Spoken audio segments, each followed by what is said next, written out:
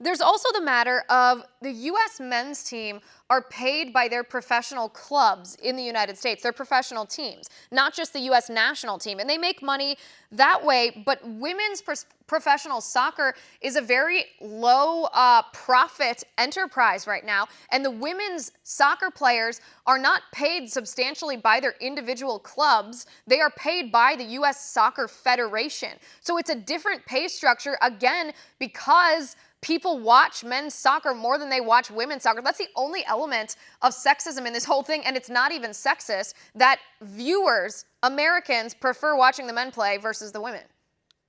Right. There's a lot of people out there complaining about this alleged gender pay gap between the men's and women's soccer teams. And I would challenge them. Well, have you ever went and paid to watch a women's soccer game versus far more Americans will go out and pay to watch a men's game? So if you want women to get paid more to be soccer players, then go out and buy tickets. Give them the backing that they need in Right. order to do that.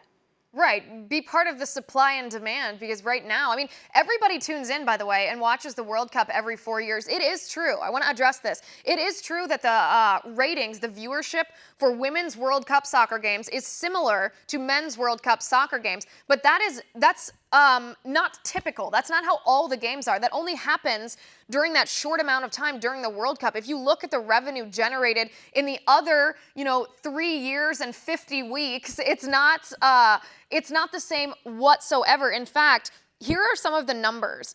On Fox Sports, the women's soccer team, when they started airing the games, averaged approximately 63,000 viewers per game. On ESPN, at the same time, the men's soccer team averaged about 240,000 viewers. I mean, that's literal television advertising revenue right there. That makes a huge difference as well. And if you want to look at the revenue overall from World Cup games, the Washington Post actually reported this in 2015, that the women's soccer games earned only $17 million in revenue, while in 2014, the men's final game brought in $529 million. That's not a small difference. That's a huge difference.